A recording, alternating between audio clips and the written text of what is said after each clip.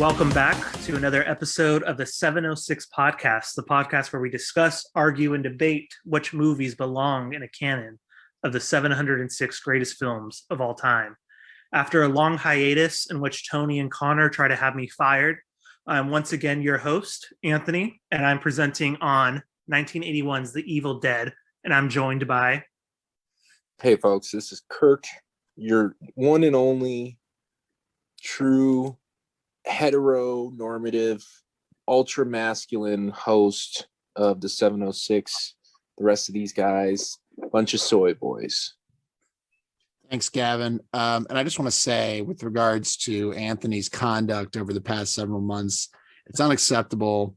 We don't stand for it. And the fact that he's still a host and hasn't been fired from the show is truly a disgrace and embarrassment. With all that being said, however, it's my pleasure to return. It is outrageous. Hi, everyone. I'm Connor, also a host of the 706 podcast. It is outrageous that Anthony's being allowed to continue his reign of terror on this podcast. Of course, it needs to be put a stop to. Let's get the hashtags going. But for now, until that time, we're going to have to put up with Anthony's heinous movie opinions. So take it away, Anthony. All right, well, thank you. And, we're all here together once again, proving that uncanceled culture is now a thing.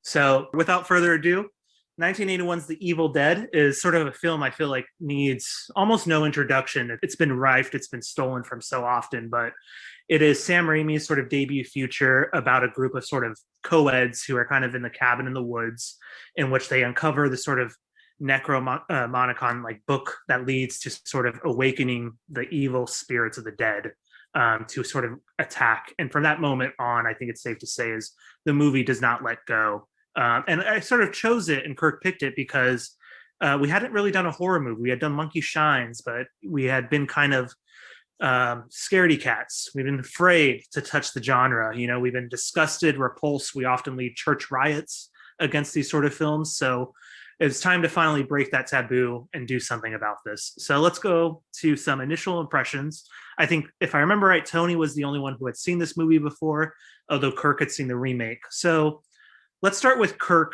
actually, since he picked the movie and he wanted to switch things up. But also, since we haven't really done horror, maybe if you guys want to answer, talk for a moment also about what do you think of when you think of a horror movie, or what you want even.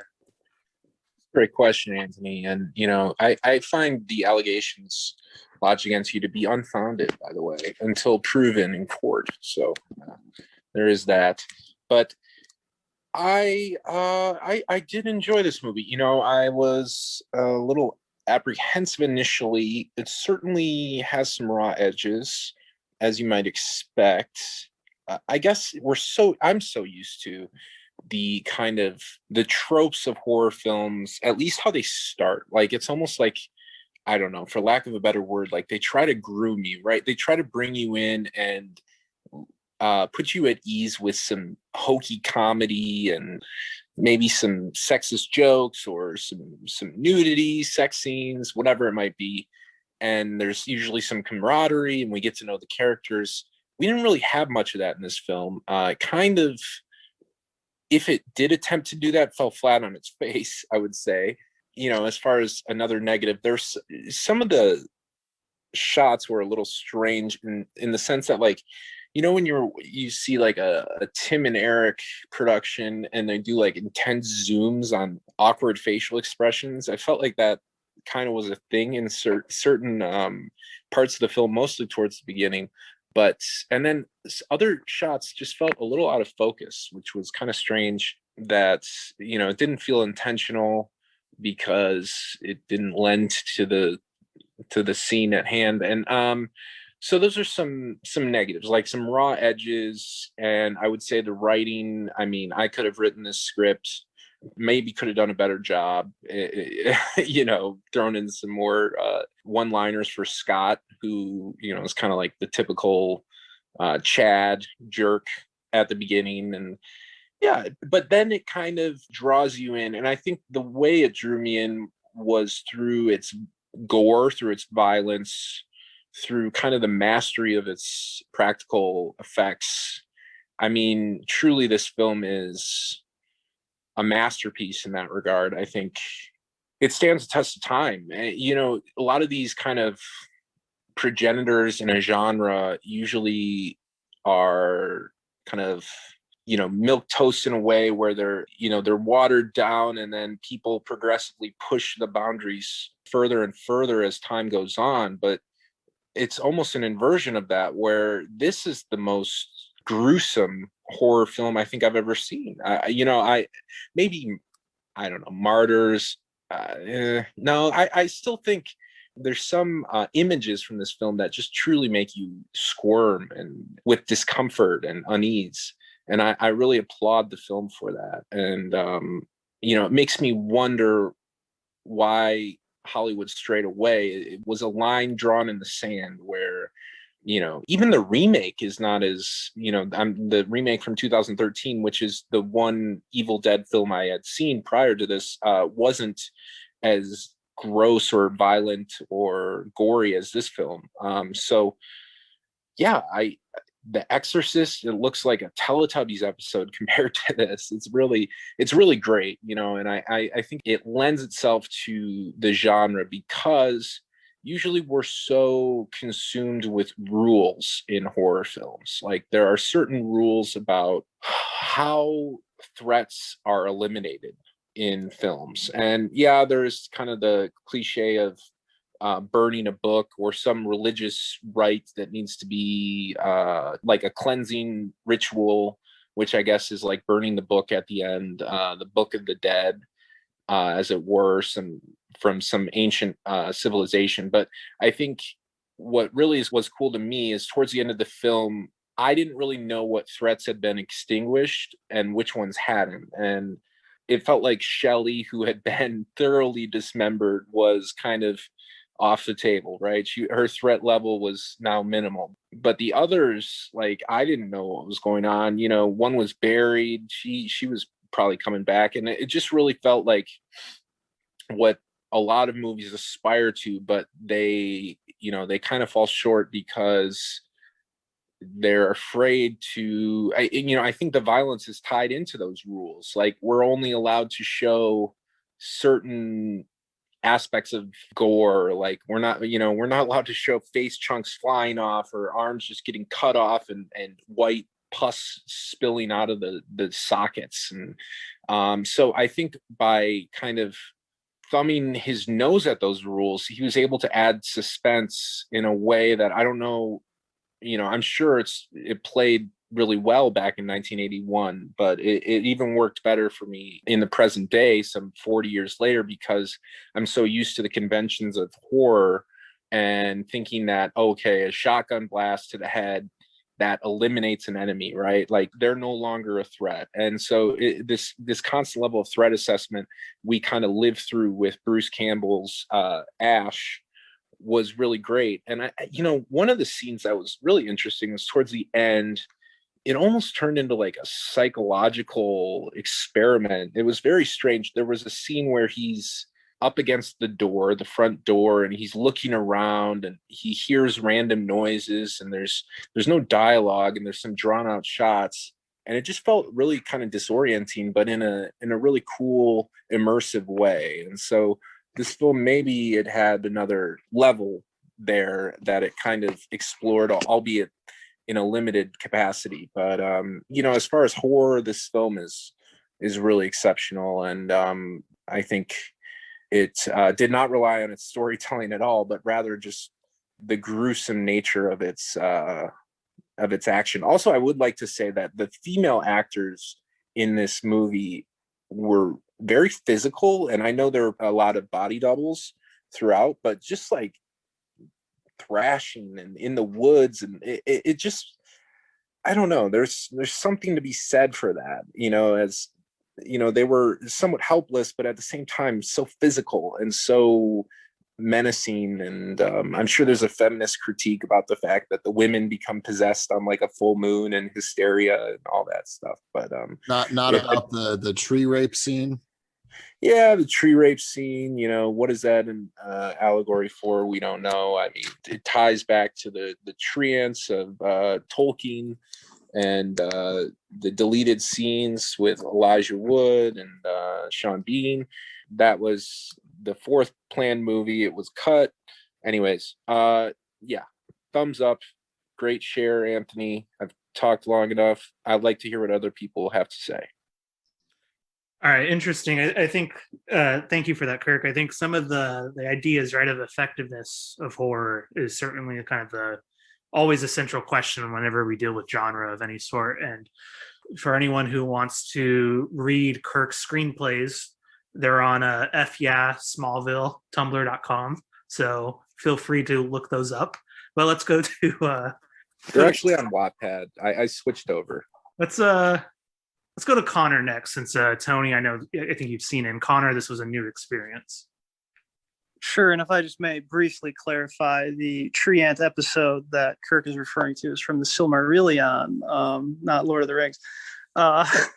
Anyway, so yeah, I think first of all, to Anthony's question, what is our history with horror? Do we have a relationship to horror?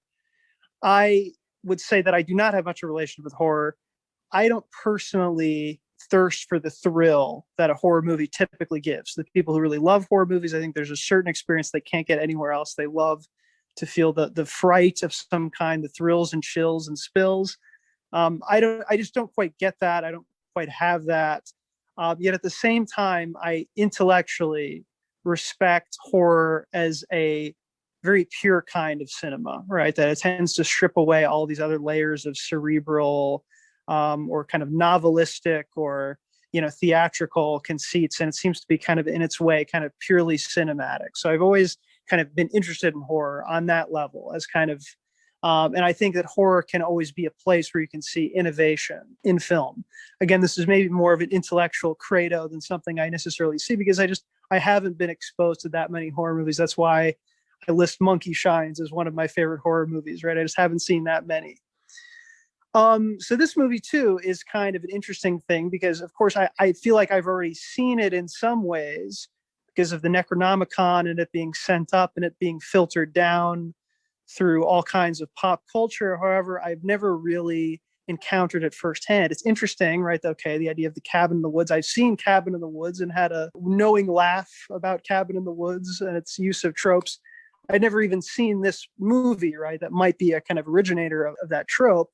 Though I think there's a case to be made. I'm not absolutely sure because I'm not totally versed that Evil Dead itself is kind of a send up in a way. It's kind of an exaggeration or a return to a kind of genre staple that's trying to be done in a kind of better way. I think there's an element of kind of self-conscious campness to it as well. Not that I felt that in the moment watching it. Okay, so what I'll say of this movie is that I think it suffered from my prior kind of exposure to its pop cultural sort of influence. I had similar critiques to Kirk's, that I didn't really care about the characters, that I didn't feel, from the very beginning, I can't stand, these are just pet peeves at this point, but, very inauthentic. The Sumerian codex made out of parchment. I mean, come on, guys. No, but this kind of thing, the kind of ancient curse type thing, I always find a little bit corny. It doesn't really speak to me. The idea of children, scary children or scary children's laughs. I always just kind of, horror movies always lose me when they try to make children's laughter seem scary. Not because I'm trying to say that children's laughter can't be scary in an uncanny context, but it's just, I guess I'm poisoned by the tropishness of it, that I'm too jaded in a way. That being said, I think I agree a little bit with what Kirk said, though I think there are rules ultimately, but I felt also too that it kind of benefited and suffered from the kind of somewhat chaoticness of the rules of the game, and compare this to Invasion of the Body Snatchers, where there's some kind of inexplicable but somehow scientific phenomenon going on that we might be able to understand, but we just can't. We don't have the wherewithal to understand it. But this is just we kind of do whatever we want because it's cool. I think the movie suffered in some ways, benefited others from that. Okay, and finally, let me give you what I think are the three, to preempt Tony, who I know is going to say something much more intelligent, but to show that I have some thoughtful things to say about this movie. Let me give you the three elements where this movie really stands out. Okay, first of all, sound design. I think we can agree. Wonderful sound design and the sounds of the wind, of the house. these long sustained sequences of horror, of screaming, of nonstop, chaos that can be exhausting, and that adds to the element of horror, is the kind of exhaustion of being in that tense situation for so long. Another element is the camera work, which is very innovative for the time. And you can tell, right, all of these uses of kind of point of view camera work, right, kind of handheld camera that is added on top of a layer of kind of classic horror cinema of lots of lights and shadows and, blood oozing from things and this kind of thing. So Raimi uses all of these tools, but also uses all this innovative and kind of more what for the time was kind of very hip and modern, kind of film techniques, which all hangs together very well and all serves the purpose, not of some like experimentation, but it all serves the purpose of the film and what it's aiming to achieve, such that it's no longer just experimental, but effective. And lastly is the goo factor, the gooiness. And this is one of the gooiest I've seen. And it's a great factor. It's a great quality of movies from the 80s for some reason or other, late 70s and early 80s. The zeitgeist was just all about gushing and gooey and gore. Okay. And it can't really be topped. So I give mega props to the practical effects team on this film, as to so many other great films. But I like to compare it to The Thing. It didn't quite do so much for me.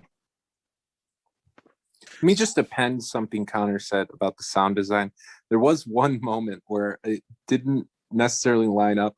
I think Ash was pulling like a bone fragment out of Scott's leg and blood started gushing out. Do you remember that point near the end? And it sounded like a toilet was being flushed. And I was like, this sound does not necessarily align correctly. A leg out of someone's leg, Kirk. If you had, you would know that is the exact sound. When they were designing toilets, they were like, let's make it sound kind of like when you're pulling someone's leg bone out.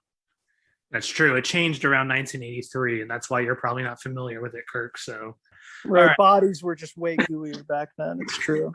Yeah, the goo 80s, everyone was just full of goo, and then we evolved. Also, one more thing. These are the oldest looking college students I've ever seen. Okay, that's it. They look like they're 48 years old. Connor, you have never seen a CW show in the last 10 years, so I'll strike that against you. But You're right. All right. Last but not least, Tony, who is, of the four of us, the thirstiest usually for horror movies.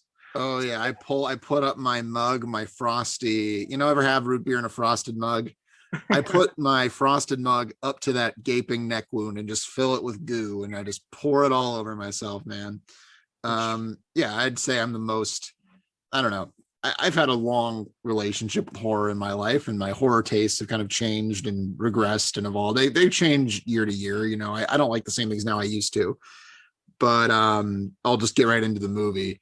Yeah, this movie is really interesting to me because when we think of Evil Dead, kind of the iconic pop culture image of Evil Dead, I think is Evil Dead 2. I think Evil Dead 2 is what people think of when they think of Ash, they think of the chainsaw, they think of the hand, the disembodied hand crawling all over them. They think of this almost like very heightened, almost like slapstick kind of horror comedy hybrid. I don't know if that's what what Kirk and Connor were familiar with, but that is what I associate with Evil Dead. And I think in the popular imagination, it's what people associate. And I think Evil Dead 2 is a lot more iconic than this movie for that reason. So this movie tonally is extremely different, much nastier, much more brutal, more gory, certainly, and more unpleasant to watch and listen to. There's a lot of like wince-inducing moments in this movie. But it's a weird thing because I respect this movie so much for being, this movie that cost, just watching, you can tell it cost like $86 to make.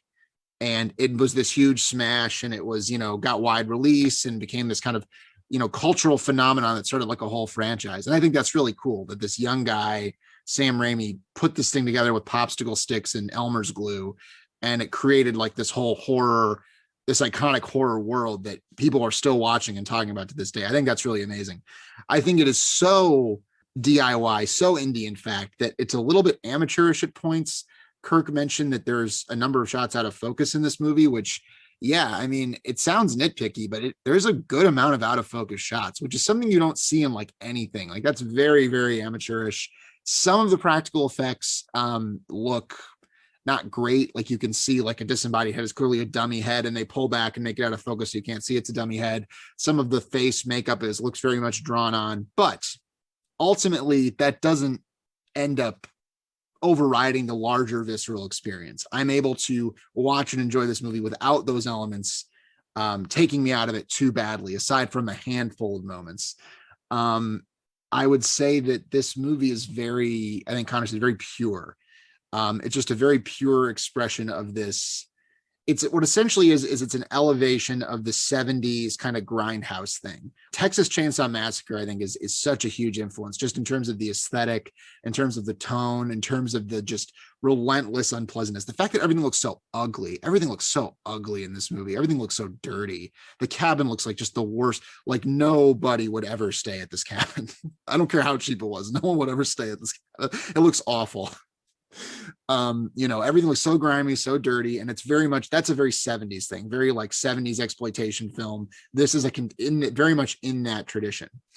And the first 75% of that movie is mostly like that, albeit with some really spectacular gore effects, which, despite occasionally seeing the seams of them, they end up working for me because they are just so hideous.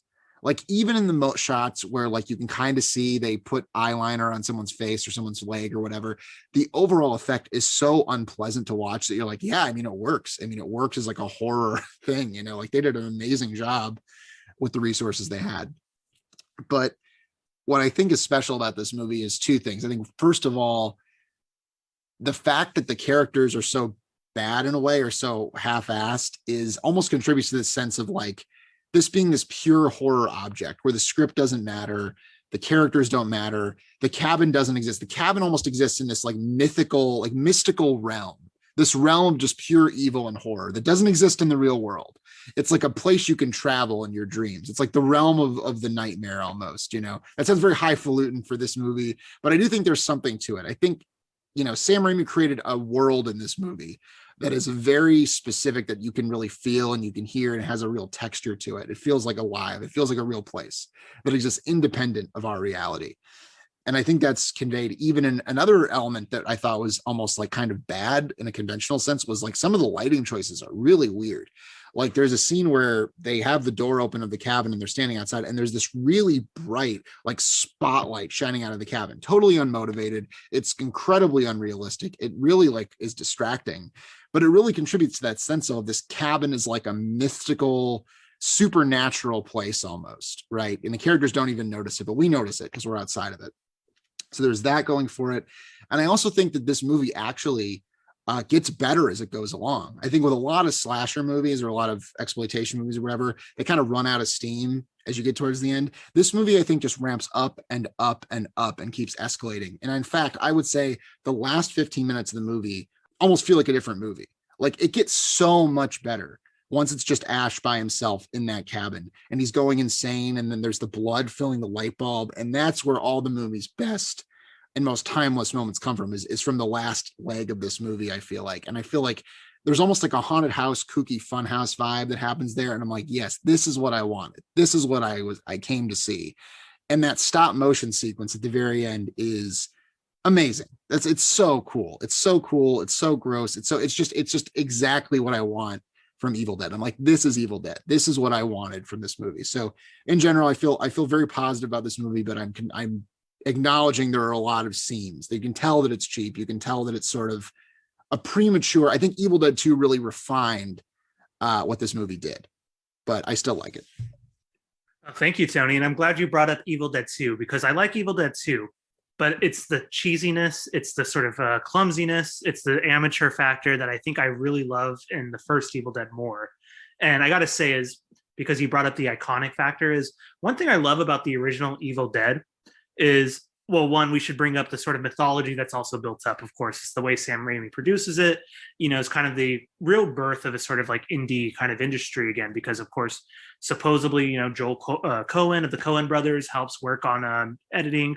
It becomes the model that the Coen brothers use to eventually sell Blood Simple, their first movie. So it has all these sort of different directions. Stephen King supposedly helps market it to really make it a successful film in the first place. And of course, it does bring up a whole series of which there's a fourth film even coming out still again, in addition to the remake that Kirk brought up earlier. There's a TV show, but they're also different because when we think of Evil Dead, like you were saying, Tony, we think of sort of almost the self-referential factor, the postmodern tone, the sort of winking of the eye at every scene. But in the original Evil Dead, it just seems so earnest at the same time, even with the campiness at the same time, which is why one of my favorite moments is when it chooses to end. It feels like the movie could keep going for another 20 to 30 minutes, which is he wakes up in the morning and we just get that kind of scream at that end, almost an echo of kind of an Invasion of the Body Snatchers moment. I feel like just the 70s going on forever. But one thing I love is, you brought up so many things, the stop motion part. The stop motion doesn't just happen. It keeps going when I feel like it should be stopping already. And it's just almost gruesomely annoying. And I'm just like, oh, already. And the way I would even use that to describe the way Connor said, like children's laughter. Like I've also have never find that exactly terrifying, but the way the movie uses it here is like, I'm just so compelled to be like, shut up already, that like the movie excites me. And I feel like I'm Ash, just ready to slash her, the former love of his life. It's just so fascinating to watch. But at the same time, there's a sort of brilliant underlying here of an eco kind of Lovecraftian horror, I think, taking place. This sort of idea, of course, of the revenge, the sort of nature outside, the sort of nature finally taking hold on this sort of like what should be the sort of private, secluded place of teenagers, of course, and this sort of nightmare or Friday the 13th. Friday the 13th cabin by the lake type situation, right? Cabin in the woods esque. And one thing I love is, like I said, it's just the earnestness here. I love seeing Ash, just fight for survival. I love seeing the kind of flipping, as Kirk was saying, about the sort of feminist moment here of Ash, the feminized male character, of course, being the final girl for once and having fun. And I love, in comparison to the other Evil Dead moments, is there's a real threat here. I mean, I feel like Ash, of course, is going to survive because we need that character maybe. But at the same time, like the gruesomeness, the violence of it really hits hard at times. And it's not just the blood. It's not just the fact that things keep coming back like a video game, gone wrong, or sort of zombie mode in Halo 2 or Halo 3. I mean, it's just fantastic, though, to watch. And I got to say, my favorite moment, though, is the one you were alluding to earlier, Kirk, is when he goes into the room and he starts being kind of disoriented. And he looks up in what seems to be a mirror, and he puts his hand through, and it's the water, and he just starts screaming. And that scream is great. And I read that in order to get that right, they had him just scream for hours on end in Detroit. Just kept screaming in the studio until he finally just felt like he had actually been screaming for hours on end in that sort of night. So all these sort of interesting factors. I like this movie. I watch it every October with my girlfriend. As I said last time, it's become kind of a tradition, and it's my favorite of the Evil Deads, I got to say. But, I don't want to keep talking. I'll go ahead and say. So, Connor, I wanted to ask you, since you're not super familiar with other horror movies, you brought up The Thing as kind of the one that you like. What does that movie maybe have that kind of appeals to you in a horrific sense than what Evil Dead did?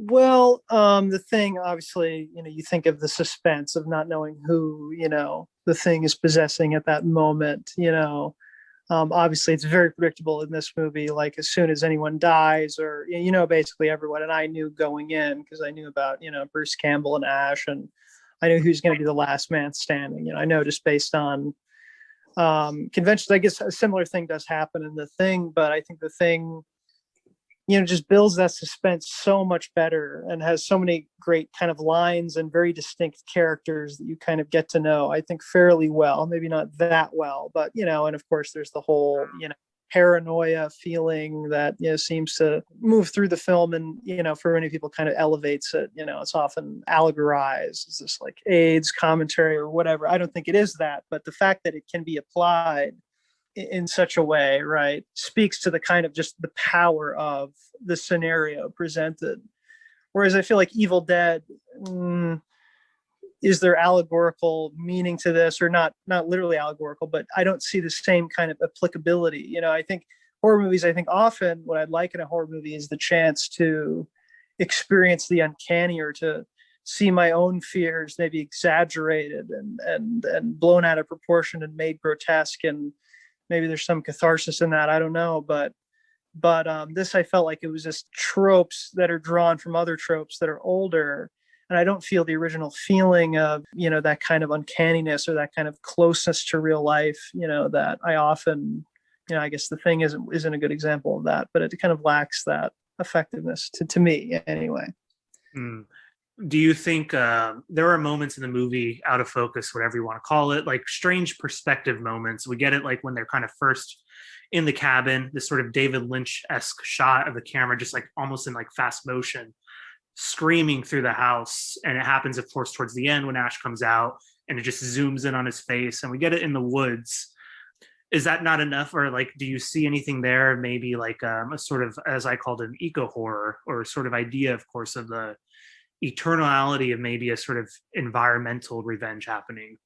The fact is the dead don't just stay dead. They're ready to come back to sort of exact a sort of revenge, not just based on the book, but based on like the land itself, the tree rape scene that Kirk brought up earlier. No, I think it's cool. And I'd like you to elaborate more eventually, Anthony, if you could elaborate. You mentioned something of Ash, being the last woman somehow, or he's feminized. I think that wasn't necessarily intuitive to me, and I'd like you to draw that out. But I would say, of course, yes, the trees, but then I'm kind of thrown off the trail for that kind of environmental reading by, the fact that it's this ancient book of demons, from the East or whatever, right? That it just kind of has this kind of generic, frightening artifact. There's something about the professor who discovers it and, his wife or something. Maybe I didn't really internalize that. Maybe there's something going on there that has some kind of significance. I know this isn't necessarily the way anyone wants us to analyze this movie, just as a pure allegory. But I'm curious, I'm sure, Anthony, you've had a chance to think about these things more deeply. I mean, what are these kinds of moments for you that raise your kind of analytical alarm bells? Well, when you see the copies of Edward Said and Right. No, I don't think like these things are necessarily like extremely deep, although they may be more pulled in like Evil Dead 2. I do think, for instance, there is a sense of the way Ash, I think, is given a sort of a viewing from both the camera and Sam Raimi, not just in his name, of course, being Ash, not just because of the way he's sort of the love-struck teenager giving the locket, and not just because of his survival as sort of undermining any sense of malehood here. But I think if Sam Raimi, as we've said, is kind of playing on a lot of different tropes of horror that are already established in this period, I don't think it's a coincidence that his last person happens to be a male who happens to have the name Ashley. I think it happens to be a deliberate spin on that idea. And as Kirk was saying, he gives the females, and it may be complicated and may be problematic, he gives them the real bodily sense of threat and violence. The girlfriend who's just rollerblading essentially through the house, like on wheels, with the knife, and the girl who, of course, is like the one who's unfortunately possessed by the tree. There seems to be, I think, a sort of lining there, but I don't want to speak too much. I don't know. The women become more victimizers than victimized in a sense. Yeah, but Tony, were you going to say something? Sorry. No, I mean, I was. It's an interesting thread to draw out, sort of the gender dynamics. I mean, what I think of is just sort of the element of like, for one, what's the name of the broy guy? Whatever his name was, the broy guy, right? He becomes a zombie or a deadite, whatever they're called, at one point. But the emphasis is really on the women zombies, really. I mean, I'll call them zombies for convenience. They're really given like the money shots and the most like intense, like especially of the faces. And a thing that is returned to multiple times is the idea of like transforming between their human form and the zombie form, which could certainly be read as like a kind of like a problematic, thing here, sort of like the man. That's what I was saying with the full moon, come on. I mean, fellas. Some menstrual motifs. When it premiered at Cannes, Raimi like went on stage. That seems like, am I right, guys? Am I right? I love when Scott comes back when he's like, or before he's like, guys, we got to get out, Ash. He's like, the trees aren't going to let us like leave. And then he's like, I got to go. And then he leaves. Then you see him like a few shots later and he's like, we can't get out at all. And it's just like, come on, Scott, like, come on. I just want to be like, shut up, Scott. Like, what about the, I mean, unless you have more to say on that. I was going to ask about you've used the word environmental horror a few times, and certainly there's the trees. How do you tie that in? Like, what is the environmental horror of this movie, and like what does it have to do with like the zombies? You know what I'm saying? Because that to me complicates it, right? Because most of the like horror in this movie comes from the zombies, right, and the gore, which I don't think of as being environmental. And Connor, of course, said the ancient text or whatever. So what to you is environmental horror about this movie? And is that like part of some like larger tradition that we should be aware of, or did this movie kind of pioneer that?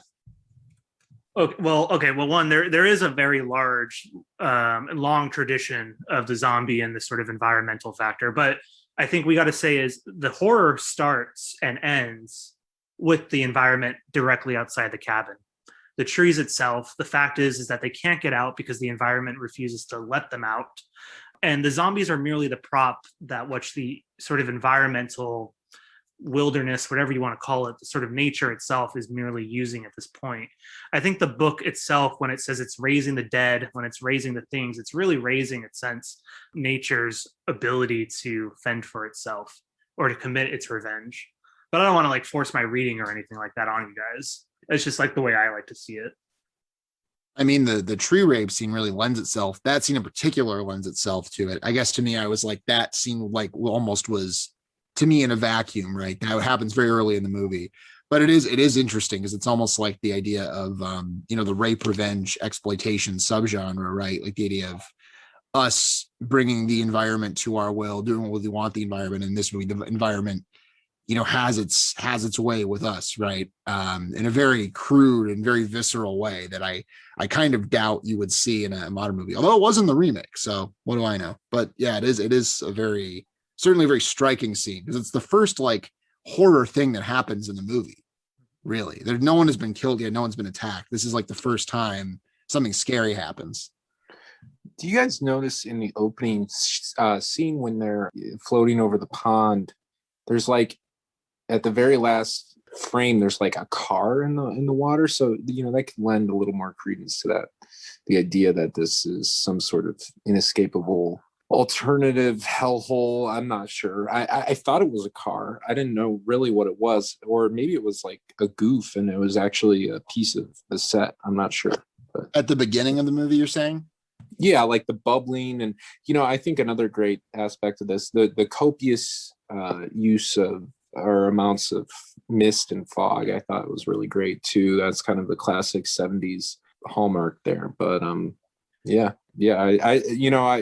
was interested, Anthony, I don't know what horror games we kind of have come to this podcast having played, but I was interested last week in the idea of horror video games as kind of a topic and something to be looked at through the lens of this film and other kind of influential films. And I can certainly see some of the footprints, or I guess the foundational beams being laid, especially playing a game right now like I'm playing Resident Evil Village. There's a lot there to see, and then you even look back at certain kind of almost transgressive, everybody has in their minds, if you played Dead Space 2, this moment where this astronaut is about to be injected or stabbed in the eye with like a drill or a syringe needle, and it's like, that's so tame, and it's so to me it's almost like video games have played it safe even when they're not constrained by the traditional rules of physical live action. And it's interesting in that way. I feel like Resident Evil, the series, has kind of pushed further in the vein of this film, but it's an interesting thing to kind of pontificate about. But I don't know if there's any juice there to talk about that. But if anybody's interested, if not, you can tell me to fuck off. But no, I'm glad you brought that up, Kirk. I was actually just about to sort of formulate it as a question for you because you brought up Resident Evil 8. I was also thinking, of course, of the one right before, Resident Evil 7. Just feels like it's moments just directly almost out of this film where you're trapped like Ash, or you would be, I guess, the sort of in first or third person, depending on your game, the sort of Ash type character, where in a game, of course, the motivation is to survive, perhaps to the end, to see where the story plays itself out. Whereas in the film itself here, we're sort of spectators to watching the game play out. And I feel like maybe I'm completely off the mark too, but I feel like you definitely could see a link from here to not just horror games, but just action games also in general. Fear, you brought up Dead Space, other ones I can't think of at the moment, but just seems so clear. People often think about like Old Boy, for instance, as reflecting a sort of 2D Mario-like action scene. But I think, you draw the other way around is the way movies are just so influential on a whole series of video games as well. I was just going to add one other game that I thought of throughout this film was Until Dawn. I don't know if any of you played that. It's kind of one of those, I don't know how you would call it in terms of, it's like a dynamic storytelling environment, kind of similar to Heavy Rain and those types of games where your choices matter, in quotes, right? But it's really kind of campy and fun, and there's a variable amount of the endings. You kind of decide the fates of each character, and there's a supernatural force in that game called the Wendigo, I think, and you have to kind of investigate these depths and find the origin of the curse. And I think this film, horror games in general really can add an element of suspense because they do give you some agency. So you feel this jump scares, you feel them that much more for some reason. There's this cause and effect that's so visceral and right in front of your face. At the same time, what I was talking about last week with the idea of save states and how horror games, you can always start over and something's lost there. But I guess they're just there's different strengths and weaknesses of various media. But I cut you off, Tony. What were you going to say? No, I didn't have much to add. I was just saying that there is one particular moment that is extremely video gamey in this movie. That's where they go down the hatch and Chadwick Chasman discovers a shotgun and says, "Oh, do you think it still fires?" He's like, "I'm sure they do." And then later in the movie, he has to go back into that down the hatch to get the shells for the shotgun. And I was immediately thought like, oh, he found some health upgrades. There's a little shop where he can buy there's a workbench where he can modify the shotgun. Like you can literally imagine it. So like if you've played video games, you can't not have that thought watching that scene where he finds the shotgun, like, because that would be the moment in the video game where you'd find it. But anyway. Well, the other moment, right, is like every time he goes to kind of bury his girlfriend, I always think of the shovel. And then, of course, we see the saw kind of in the background that's going to be used in Evil Dead 2. It's like it's giving you little hints. And if you ever played like Resident Evil 7 again, like in Resident Evil 7, one thing that bugs me is all the weapons are like right there available for you on like these walls. But you just need like that little extra pouch to come back and get it, or the little key to go and like turn it on. And it's just like it's here in this movie as well.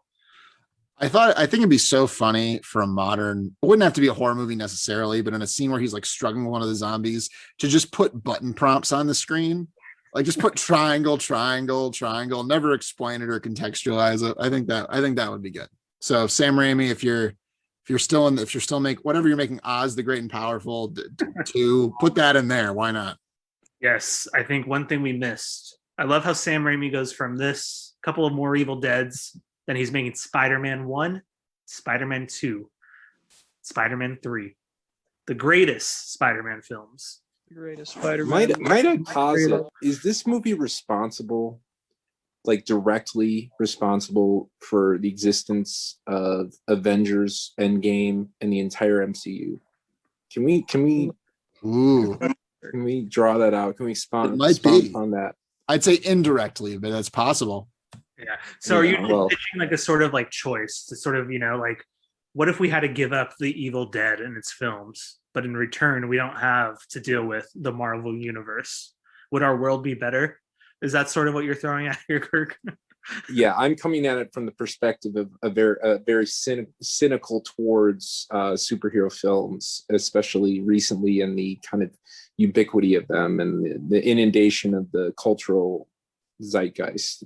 I remember when I was with Anthony at Mount Doom, and he had the option of casting, if you will, the Evil Dead Blu-ray into the fires, and I said, cast it into the fire, destroy it. And he looked at me and said, no. Yes, I turned around and I saw the Blu-ray player and said, no. So, Kirk, you're saying that Evil Dead would be responsible for, because as an example of this early kind of, indie style of movie that itself, leads to, sure, the birth of other indie directors or the coming to prominence of other directors, but also, somehow the rise of the genre picture of nerd culture, kind of stuff that goes along with that. I mean, what's your chain of causation there? You're brilliant, Connor. You're right there. And I'm also thinking in a more biographical sense with Sam Raimi himself, how he got to the original trilogy. How did that get greenlit? I read somewhere he was an avid Spider-Man fan and, comic book fan. And did they pick up on his passion? Did they see the seeds of something brilliant in his Evil Dead work? And so it's an interesting question to kind of consider. Like, what's the Spider-Man trilogy? It was like kind of really the first, I guess, X-Men. Like there may be one or two X-Men films before that. The 90s Batman films. No, I'm saying like post 2000s, like X-Men. there was like a distinct transition, like getting away from Michael Keaton, getting away from George Clooney, and what else was even produced besides some Batman films in the 90s as far as superhero films? I'm not sure, but it felt like a fresh start. Maybe that was just because of the age I was at, but it felt like a fresh start. I think you're definitely right. There were some attempts. I mean, okay, so we'll do this and then we'll vote. But okay, so in this question, right, of what Sam Raimi gives and what, like, in this alt universe where he doesn't exist with Evil Dead, right? So on one hand, he's responsible, we're arguing, for the sort of Marvel universe indirectly. But also, the brilliance of him is he helps give us someone like the Coen brothers. And we need the Coen brothers in our lives, as this podcast has attested to. But we also forget that Sam Raimi, when he finishes the Evil Dead movies in the 90s, he kind of is like wanting to direct a superhero movie. He wants to do the Batman. Doesn't get the rights to it, so Tim Burton eventually gets to do it. So he gives us Tim Burton in a way indirectly. What he gives us, though, is Darkman, a sort of forgotten superhero movie that starred, I think, like Liam Neeson and Frances McDormand from the early 90s. Completely forgotten, I feel like, at this point, but it was a minor hit. And it's one of the movies that he uses to show why he could handle Spider-Man. So there's a weird line here anyway. So that's where I'll leave it. But we can move on to voting unless Tony or you say forgotten, but if you want to see my bicep, no, I'm kidding. That's true. All right. Should we move on to voting? Who wants to vote first? I have no preference for order, so. I'll vote. I will give this a quick yes. Very good. Despite all its flaws, I was still drawn in, and it was suspenseful for me, especially towards the end, which is ultimately what I look for in horror films. Some good eye candy. Also, the only film where I've ever seen porridge be extruded from an appendage at the end when Scott dies, like some porridge pours out, as well as some cockroaches and some garden snakes. So it's just perfect. I love it. Well, thank you, Kirk. Connor, do you want to vote? Sure, Anthony. I'm with Kirk on the goo. The goo. I love that element, and I have much respect for it. And I've enjoyed this excursion into the past and the serious discussion we've given of the movie and its context and its importance. And it's what I love having this podcast allows me to do that with you guys, to have your input. I would say, however, that you've also sketched, right, the historical origin point of the cursed Marvel franchise, which is ruining movies forever. So therefore, since this is the beginning of it all, I have to say no. But of course, for the reasons I above mentioned, I found it a little bit hokey. Didn't quite grab me on the character level, on the thrill level. Didn't really find it scary. Found it impressive in its gore and in its and in much of its camera work. I will say I didn't find it shoddy as some others did. I thought it was actually quite impressive, even for being a bit indie. But at the same time, it didn't speak to me. It didn't have the kind of heart that I'm looking for in this kind of movie. I have a feeling, being my kind of jaded, sort of ironic self, I need a certain amount of distance, from a certain kind of thing. Maybe I can't enjoy the thing purely. I'm sure I would like Evil Dead 2 probably better. And I think it's high time I gave that one a try as well. So I'm going to say no, but thank you, Anthony. I enjoyed watching it. All right, nice. Some fair points from Connor. Once again, Monkey Shines is left on a mantle in his home. Number one, baby. Well, knock it off, but maybe another day. Okay, Tony, 1-1. How are you voting? A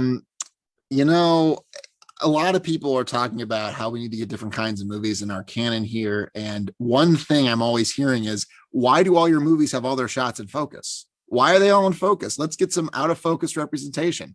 And you know what? I think it's time. I will say I do have slight hesitation because I definitely on this watch realize I do prefer Evil Dead 2.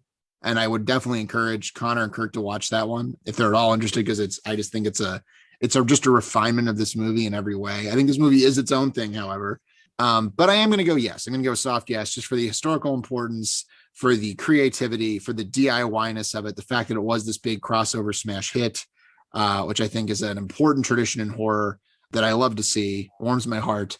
And just for the last 20 minutes really just gets me. So I'm gonna give it a yes. Nice. So did Monkey Shines get in? Did not, regrettably. Okay. I voted for it. We have, along with maybe Invasion of the Body Snatchers, our second or first, depending on how you want to view it, horror movie in the 706 list of greatest films of all time. But now moving on to the Mishima round, in which these three nominate films in which I will pick for us to watch for the next episode. So I think Tony went least recent, so I'll leave it up to him to decide the order. All right, I will go last, and I will have Connor go first. Okay. I'm vacillating. Anthony, old or new? I love this new thing of just throwing out questions to motivate it. Okay, well, we got to ask something here is, what does old and new mean for Connor? It's very relative. It truly is relative. Would you like the older one or the newer one? Like pre-1934. It's true. 1991 or 1948? Throw the 1948 one out there. I feel like it's okay, sure. I have to represent. I believe it's 1948. I may be slightly off on that date. My pick is Orson Welles' Touch of Evil, which I think is his finest film. I think it's better than Citizen Kane. This is a drama, takes place on the U.S. border country. It has kind of social ramifications, but it's also just this good, solid, moody noir film with great dialogue. It's been a while since I've revisited it. It holds a fond place in my heart, but I think I would love to give it a shot for the podcast. All right, and we got to say too, 1948 is quite modern in Connor terms. So good choice, interesting one. So you wanted to go last, Tony, to have Kirk up next. Marlene Dietrich in this film, interesting. I don't know if I can top that. No, I will say this is a film where you're either gonna hate it or you might choose it. So I'm not sure. Kind of gambling here, but I'm sure you've probably seen it, maybe. But it's one of the most, puzzling yet captivating films of, I would say, the last decade. And that to me, and it's directed by a fashion designer. Can you guess what it might be? Tony? Reynolds Woodcock's Variety Hour. You are correct. No, it is Nocturnal Animals, directed by Tom Ford. Wow, what a film. What a film. I don't know what to say. If you've seen it, I think there's a certain deconstruction and emasculation of the modern American male in this film that is so important. And the acting is sublime and the ending is amazing. And I think ultimately the writing, just not only the dialogue, but the larger kind of scripting of the film is excellent. And Yeah, I have only positive things to say about it. So it's one of those films that, to me, it kind of pushes against that from inside the balloon. It kind of tries to push the award-winning cinema a little bit further. Like the kind of stray away from the Green Book, King's Speech type of film, and like this can be in that same bucket. It can still be wide release, and it can still be notable actors, award-winning actors, but at the same time, it's incredibly provocative. So it doesn't have to just be indie films. Anyways, go ahead. All right, interesting choice, Kirk. He's throwing out buzzwords: modern American male, provocative. Let's see. What do you got, Tony? So there's only I was debating back on whether to do this one, but it's the only one. It's like with Oasis, it's like there's only one. I know where my heart is, and I can't pitch anything else. I know we just did Spirited Away, but this is another anime film, and it's more recent. It's from 2016. It's called Your Name, and I love it, man. It's like it's kind of a basic choice, I guess, if I'm going to get meta about it. Like you see it on Reddit a lot. It's on the IMDb top 100 or whatever. Some people roll their eyes at it. It's like it's basic anime, but I don't think you guys have seen it. Have you seen it, Anthony? Okay, none of you've seen it then. Okay, that's great. But I watched this again with my girlfriend like 2 weeks ago, and this movie just it just gets me. So basically what it is, it's rated PG, and it's a romantic movie. It's a love story between two high school age people in Japan, one who lives in this small town, one who's from Tokyo. And the way they meet is in their dreams, they switch bodies. So the boy wakes up as the girl wakes up as the boy. They start like leaving each other notes and stuff when they realize what's going on. And it is just such a great, tight, perfect screenplay, such a great concept, executed so well. And there's moments when it goes for like the big emotion moments, it hits them. And like it's just a brilliant, it just nails, it just hits the ball out into the stands. And I suspect Kirk will like this one. I think it's a Kirk pick. I can't vouch for Connor or Anthony. I can actually see one or both of you hating it, but I don't know. But that's kind of my prediction. But I love this movie a lot, and I think it'd be fun to do. All right. Tony, did your girlfriend put you up to the nominating of this film, or? No, I made her watch it. I'm like, we got to watch this anime movie, and she liked it too. She cried at the right moments. So, all right. Well, I'm not going to ask further questions about that. I need some rebuttals. I don't know where my heart's going. What do we got? A self rebuttal. Films from 1958. I was only off by 10 years. I think when you watch it, you will find it has those 40s vibes. It will feel a bit older, but still comes to some 50s panache to it as well. But sorry for the oversight there. That was quite bad. Anyway, to rebut the other movies, I have nothing to say to Kirk's. I think obviously we've got a lot of man stuff. We're unpacking. I think it's one of our themes of the podcast, right? We're breaking down, deconstructing the male, the young man figure, and I think that's valuable. And I say let's keep doing it. I'm not saying it's played out. I'm saying it's something that I think can continue to be interesting. We're uniquely placed as individuals to explore those topics. To Tony's movie, I think as he himself has admitted, it's just the worst of both worlds. On the one hand, I'll get the disapproval of my father, who has to watch 2 Japanese cartoons for this podcast. On the other hand, my cool anime friends, they'll know that it's like, like kind of anime you can watch with a girlfriend, and I lose all my cred there. So, no, I'm kidding. I'm really interested in it. I'm not sure if it'll be quite my kind of thing, but it's been on my list for a while. I guess the only mark against it is we just did Spirit Away, but there's no reason we can't. We haven't done any animated movies for quite a long time, well, with a couple exceptions. So I don't have any strong rebuttals there. I guess I'll just say of my movie that I think it's an absolute classic. It has this wonderful score. It will do all the things that you kind of expect to do. And of course, there's a lot of meat on the bone to discuss in terms of society, for instance. You can say I was very struck at the time that it was kind of again, maybe now belated, but kind of touches on some Trumpian themes of xenophobia.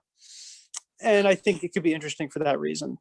but I won't push too hard. I think, Anthony, it'll depend on what you're in the mood for. I think you know what kind of mood you have to be in for, this kind of movie. I think you know what sort of to expect from Orson Welles.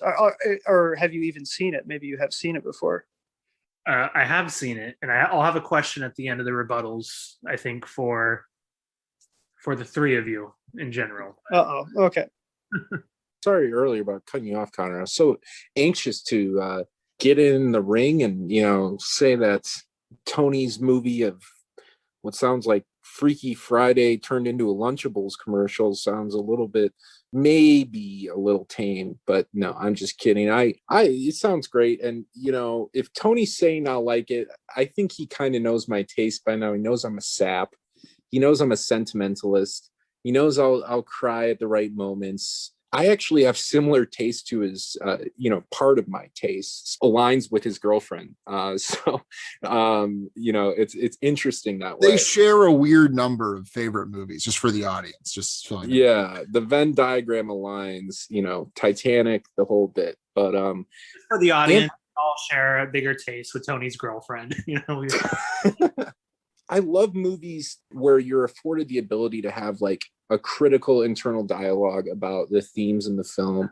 Not that I don't love movies like Evil Dead, where there really is no internal dialogue going on, except for, ooh, that's gross. But it's very cerebral film, but it's uniquely modern. It's so crisp and sterile, but at the same time, it's just a plethora of contrasts and contradictions, and that's kind of what we love in modern cinema. So, Anthony, like Connor said, what your tastes are right now, and what you're interested in. I would say if any of us haven't seen it, it might be that much more worth it because there would be a grand reaction. But I know Tony's seen it. I don't know about you or Connor, but either way, can't go wrong with any of these films. Connor sounds uniquely interesting, and I'd like to hear him defend his hot, spicy Takis Fuego take of the better than Citizen Kane. I don't know about that one, but I'd hear him out at least. So I have not seen Touch of Evil. That's actually a big one I haven't seen. So that'd be good. I would be in favor of it for that reason alone. Nocturnal Animals, I did see it in the theater. My memory of it is it's like a lot of movies I like, or like A24, that like modern kind of aesthetic was fed into kind of an AI, and it put that out almost, it felt like to me. So I'm a little bit anti, but I could be persuaded. You cynical bastard. I'm saying there were things about it I certainly liked, but I think I was also self-conscious. Like it felt like it was almost pandering to me. So I almost had to like distance myself from it. It's very, I'm too self-conscious about this stuff. But anyway, that's my general takeaway from Nocturnal Animals. So, but it would be interesting to discuss. It's definitely like a good podcast movie, I think. We've probably done some other movies kind of in that vein before, but that's not by any means a bar. I think mine would be, even though we just did Spirited Away, it is kind of a different vibe. It's kind of a different take. It is, for me, certainly different. It's not a typical Tony movie in any way. And I think it's something with kind of a broad populist appeal as well. So those are, I think, good reasons to pick mine. All right. Some interesting arguments. Connor and Kirk tugged at my sort of heart to make the right decision. Tony argued for a good merit to his case of being something different, despite being an animated film. I also have reservations, I think, about all three in a sense, which was not just that we've done an animated film recently, but that Tony and I normally, when it comes to animated movies, have very, I feel like, distinct tastes. He still sends me a newsletter once a week about why Up is a masterpiece, and I can't get over it. Kirk's movie was interesting. I missed it in the theaters when it came out. I've also heard some scathing things about it as well. Not necessarily something to pull me away from it, but it does draw some concern that Tony dropped the A word, A24. So there's something there. Connor's film I have seen. I think it's brilliant. My one reservation about it, though, is there's like 4 or 5 different versions of this movie. And the most common one online is like the hour and 40-minute cut. And that's not really the cut of that movie I would prefer for all of us to watch if it was possible. And I don't know if the cut that I would like of that movie, which sounds very snobbish, but I think is the right way to go, is easily available for all of us to watch, which is maybe one concern. So, all right. Well, suffice to say, Charlton Heston plays a Mexican, and he does a very interesting role. It's Right. a really fascinating movie. I'm selling it short about border violence. Has one of the greatest opening scenes I've ever seen. But I think for the sake of this, we've done Evil Dead. Yes, we did Spirited Away as a cartoon. Before that, we did Phantom Thread. I'm sort of seeing a weird all over the place now pattern, but I'm willing to give Tony's girlfriend a shot here and her movie pick with Your Name, because I missed it in theaters. And I do remember everyone I know who saw it really having a great moment with it. And I think what I want is just a good film overall. And I don't care if it's animated or otherwise. So I think I'm going to try this. I'm going to give Tony a shot here. I'll have what she's having.